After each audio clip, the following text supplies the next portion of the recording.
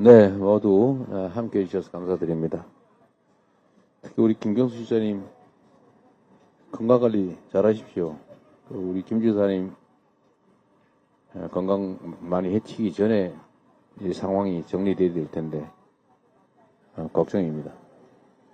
저도 광화문에서 2016년에 열 며칠 이렇게 있었는데 되게 잠을 잘 수가 없어요. 지하철이 땅을 막 흔들기 때문에 밤에 잠을 못 자겠더라고요. 낮에도 못 자고 밤에도 못 자고. 근데 너무 많이 건강해지지 않았으면 좋겠습니다. 네, 뭐 다 말씀하셨습니다만 이 나라가 누란의 위기에 처할 때마다 우리 국민들께서 또 백성들이 나서서 구했습니다. 이번에 이 사태도 지금 많은 분들이 불안해하고 또 심지어 다시 귀환할 경우에 어떤 일이 벌어질까에 대해서 공포감을 느끼고 있기도 합니다. 노상원이 작성했다는 그 수첩 내용에 보니까 1차로 500명을 수거해서 연평도 가는 바다 위에서 배를 폭파해서 다 죽일 건데 2차, 3차, 10차까지 5천에서 10,000명 정도를 더 수거해가지고 이걸 죽여야 되는데 1차와 같은 방법으로 죽이면은 문제가 있을 수 있어서 다른 방법이 뭘까 이런 고민하는 장면이 나옵니다. 한국판 킬링 필드를 만들려고 했던 거죠. 뭐 이런 일뿐만이 아니라 뭐 국제적인 신뢰 또 경제 상황 뭐 여지없이 추락할 겁니다. 21세기 선진국 대한민국을 군정을 하겠다. 군인으로 통치하겠다고 한 거 아닙니까? 검찰 통치도 부족해서 확실하게 군을 통해 통치하겠다 이렇게 마음을 먹었던 건데 이 상황이 지금 끝난 게 아니라 언제든지 다시 재발할 수 있는 상황이라는 점에서 또는 꼭 그렇게 되지 않더라도 엄청난 혼란이 발생할 수 있다는 사실 또 그 결론에 이르기까지 지금과 같은 이런 혼란이 계속될 수밖에 없다는 사실이 아마도 우리 국민들께 엄청난 불안과 공포감을 심고 있는 것 같습니다.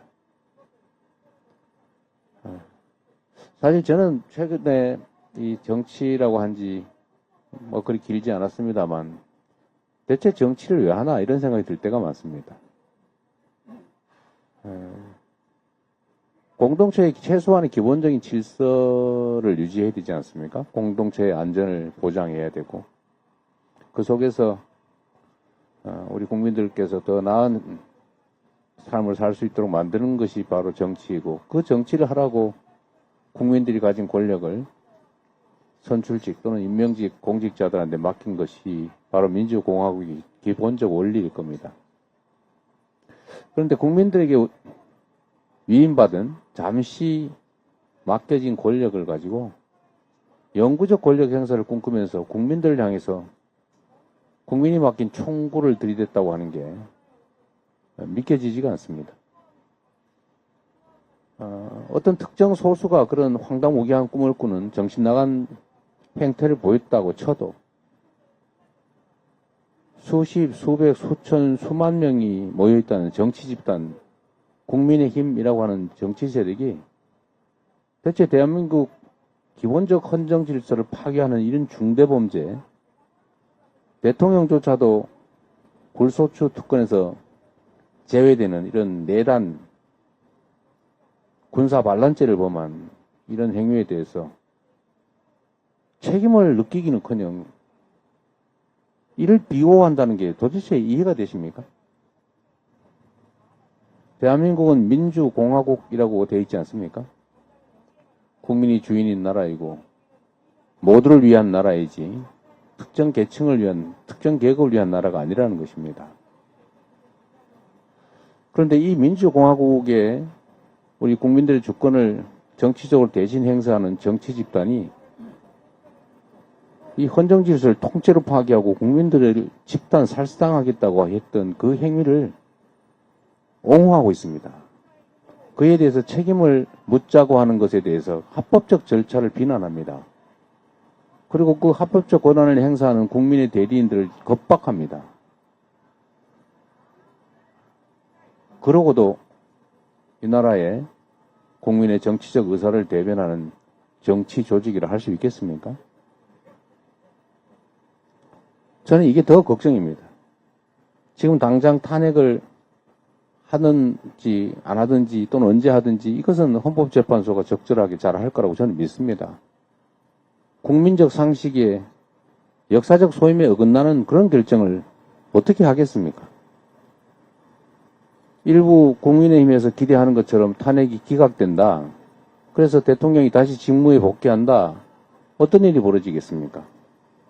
그건 공식적으로 헌법재판의 이름으로 앞으로 대통령은 아무 이유도 없이 국민을 계몽시키기 위해서 그냥 필요할 때 아무 때나 군을 동원해서 계엄령을 선포해도 된다는 얘기 아닙니까? 국회나 이런 헌법이 금지한 헌법기관의 군대를 파견해서 그 권한 행사를 막아도 괜찮다는 얘기 아닙니까? 취미활동 삼아서 아무 때나 계엄령 선포하고 군대를 동원해도 된다고 용인하는 것인데 그게 가당키나 한 일이겠습니까? 물론 사람이 하는 일이라서 무슨 일이 벌어질지는 아무도 모르겠지요.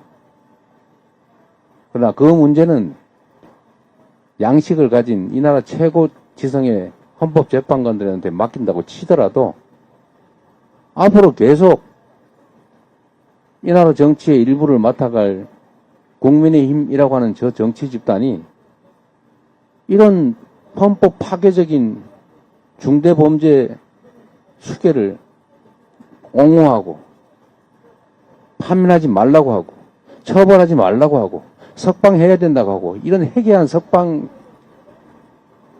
행위에 대해서 이 잘못을 지적하기는커녕 두둔하는 이런 일을 앞으로도 계속할 것 아닙니까? 그 생각이 갑자기 바뀌겠습니까? 바뀌는 척 할 수 있겠지요. 제가 말씀드린 것처럼 조만간 나 관계없다, 우리 모른다, 우리 반성했다 그러면서 싹 돌아서는 척 하겠지만 과연 그게 진심이겠습니까? 정치를 맡고 있는 정치인의 한 사람으로서 저희도 책임감을 느낍니다. 어떻게 우리는 아무 잘못이 없이 그들만의 잘못이라고 할 수 있겠습니까? 손바닥도 마주쳐야 소리가 난다는데 우리의 책임도 적잖이 있다고 생각합니다. 능수능란하지 못하고 완벽하지 못하고 뭐 능력이 부족한 그런 부분도 있겠지요. 그러나 분명한 것은 최소한의 기본은 지켜야 된다는 것입니다. 우리 국민들이 모두가 합의한 이 나라 최고의 합의, 법률보다 더 높은 헌법이라고 하는 기본적인 질서는 지켜야 되지 않겠습니까? 대한민국이라고 하는 민주공화국의 기본적인 토대는 파괴하지 말아야 되겠죠. 우리 국민의힘에도 다시 한번 요청드립니다. 여러분을 위해서 드리는 말씀이 아닙니다. 대한민국이라고 하는 국가 공동체 전체를 위해서 이 대한민국에 발을 딛고 사는 5,200만 우리 모두를 위해서 최소한의 양식을 회복하고 최소한의 근본적인 책임을 다시 회복하기를 기대합니다. 그리고 우리 국민 여러분, 우리는 지금까지도 그래왔던 것처럼 앞으로도 이 위기를 슬기롭게 이겨낼 것이고 또 이보다 더 큰 위기가 도래하더라도 우리는 반드시 이겨내고 더 나은 세상을 만들어낼 것입니다. 고맙습니다. 예, 감사합니다. 이제 마지막으로 이제 말씀은 다 마치고요. 사진 촬영을 좀 하려고 하는데요. 그 테이블 위에 있는 피켓을 좀 들어주시기 바랍니다. 예, 일단 사진 촬영 먼저 하시고요. 먼저 앉아서 먼저 한 장 찍으시고 또 일어나서 하는 걸로 그렇게 하겠습니다. 이게 그 키들이 크셔가지고 제가 보기엔 일어나면 이게 어떤 가릴 것 같아서요. 예. 자, 그러면 피켓을 드셨으니까 제가 구호를 외치면 마지막 그 파면하라를 삼창해 주시기 바랍니다. 내란숙의 윤석열을 즉각 파면하라! 예, 한 번만 더 하겠습니다. 내란숙의 윤석열을 즉각 파면하라! 예, 감사합니다. 이번엔 일어나서 하도록 하겠습니다. 예, 자, 한 번 더 하겠습니다. 내란숙의 윤석열을 즉각 파면하라! 예, 한 번만 더 하겠습니다. 내란숙의 윤석열을 즉각 파면하라! 예.